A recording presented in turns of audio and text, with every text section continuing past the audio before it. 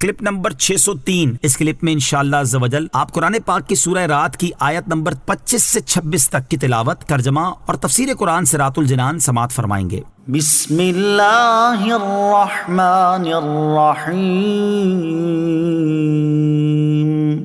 اللہ کے نام سے شروع جو نہایت مہربان رحمت والا ہے۔ والذین ينقضون عہد اللہ من بعد میثاقہ ویقطعون ما امر اللہ به ان یوصل وَيَقْطَعُونَ مَا أَمَرَ اللَّهُ بِهِ أَن يُوصَلَ وَيُفْسِدُونَ فِي الْأَرْضِ أُولَئِكَ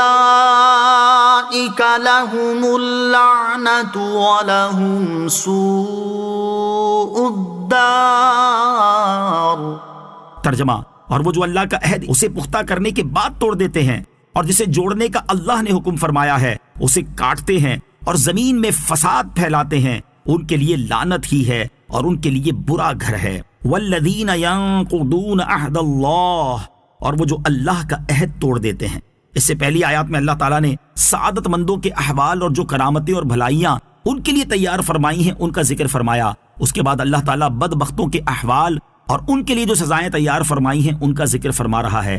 اس آیت کا خلاصہ یہ ہے کہ جو لوگ اللہ تعالیٰ پر ایمان لانے کا اعتراف کر کے اور ایمان لانے کا عہد قبول کر کے اللہ تعالیٰ کے اس حکم کی مخالفت کرتے ہیں اور اللہ تعالیٰ نے جو صلہ رحمی کرنے اور رشتہ داری جوڑنے کا حکم دیا ہے اسے توڑتے ہیں، کفر اور گناہوں کا ارتکاب کر کے زمین میں فساد پھیلاتے ہیں، ان کے لیے قیامت کے دن اللہ تعالیٰ کی رحمت سے دوری ہے اور ان کے لیے برا گھر یعنی جہنم ہے۔ اللہ یبسط الرزق لمن یشاء ویقدر وفرحوا بالحیاة الدنیا وما الحیاة الدنیا فی الآخرة الا متاع۔ ترجمہ، اللہ جس کے لیے چاہتا ہے رزق وسیع کر دیتا ہے اور تنگ کر دیتا ہے، اور کافر دنیا کی زندگی پر خوش ہو گئے، حالانکہ دنیا کی زندگی آخرت کے مقابلے میں ایک حقیر سی شے ہے۔ اللہ یبسط الرزق لمن یشاء، اللہ جس کے لیے چاہتا ہے رزق وسیع کر دیتا ہے، یعنی اللہ تعالیٰ اپنے فضل سے بندوں میں سے جسے چاہے وسیع رزق دے کر غنی کر دیتا ہے اور جسے چاہے اس کے رزق میں تنگی فرما کر اسے فقیر بنا دیتا ہے۔ رزق میں برابری نہ ہونے کی حکمتیں۔ یاد رہے کہ دنیا میں اللہ تعالیٰ نے تمام انسانوں کو ایک جیسا رزق عطا نہیں فرمایا، بعض لوگ غریب ہیں، بعض متوسط اور بعض امیر۔ اس میں اللہ تعالیٰ کی بے شمار حکمتیں ہیں، ان میں سے دو حکمتیں یہاں ذکر کی جاتی ہیں۔ نمبر 1، اللہ تعالیٰ نے قرآن پاک میں ارشاد فرمایا، وَلَوْ بَسَطَ اللَّهُ الرِّزْقَ لِعِبَادِهِ لَبَغَوْا فِي الْأَرْضِ وَلَكِنْ يُنَزِّلُ بِقَدَرٍ مَا يَشَاءُ إِنَّهُ بِعِبَادِهِ خَبِيرٌ بَصِيرٌ۔ ترجمہ، اور اگر اللہ اپنے سب بندوں کے لیے رزق وسیع کر دیتا تو ضرور وہ زمین میں فساد پھیلاتے، لیکن اللہ اندازہ سے جتنا چاہتا ہے اتارتا ہے، بے شک وہ اپنے بندوں سے خبردار ہے، انہیں دیکھ رہا ہے۔ نمبر 2، حضرت انس بن مالک رضی اللہ تعالیٰ عنہ سے روایت ہے کہ سرکار دو عالم علیہ الصلوۃ والسلام نے ارشاد فرمایا، اللہ تعالیٰ ارشاد فرماتا ہے کہ میرے بعض مومن بندے ایسے ہیں کہ جن کے ایمان کی بھلائی مالدار ہونے میں ہے، اگر میں انہیں مالدار نہ کروں تو وہ کفر میں مبتلا ہو جائیں گے، اور میرے بعض مومن بندے ایسے ہیں کہ ان کے ایمان کی بھلائی مالدار نہ ہونے میں ہے، اگر میں انہیں مالدار کر دوں تو وہ کفر میں مبتلا ہو جائیں گے۔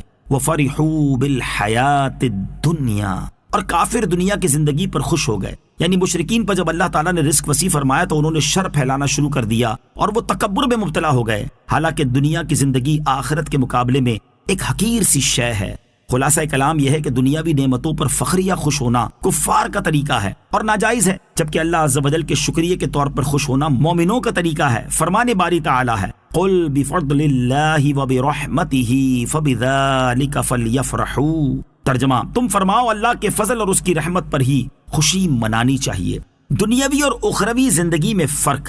یہاں یہ بات بھی ذہن نشین رہے کہ دنیا کی زندگی وہ ہے جو اللہ عز و جل سے غفلت میں گزرے، یہ بری ہے، اور قرآن و حدیث میں اسی کی مذمت ہے، اور تو زندگی آخرت کی تیاری میں گزرے وہ بفضلہ تعالی اخروی زندگی ہے، یہی حیات طیبہ ہے۔ امام محمد غزالی رحمۃ اللہ تعالی فرماتے ہیں ہر وہ چیز جو آخرت کے اعمال پر مددگار ہو، جیسے ضروری غذا اور موٹے کپڑوں کا ایک جوڑا، اور ہر وہ چیز جس کا انسان کے باقی رہنے اور اس کی صحت کے لیے ہونا ضروری ہے اور اس کے ذریعے وہ علم و عمل تک پہنچتا ہے، تو یہ چیز دنیا نہیں ہے، کیونکہ یہ علم و عمل کے لیے مددگار ہے اور اس کے لیے وسیلہ ہے۔ تو انسان جب اسے علم و عمل پر مدد حاصل کرنے کے لیے اختیار کرتا ہے تو وہ دنیا کے لیے نہیں لیتا، اور نہ ہی وہ اس وجہ سے دنیا دار کہلاتا ہے۔ اور اگر ان چیزوں سے محض دنیا کا فوری فائدہ اور لذت مطلوب ہو اور تقویٰ پر مدد کا حصول مقصود نہ ہو، تو اب ان چیزوں کا حصول دنیا میں شمار ہوگا۔ مومن و کافر اور فاسق و فاجر کی زندگی میں فرق۔ مومن و کافر اور فاسق و فاجر پرہیزگار کی زندگیوں میں بڑا فرق ہے۔ بعض لوگ سوتے ہوئے بھی جاگتے ہیں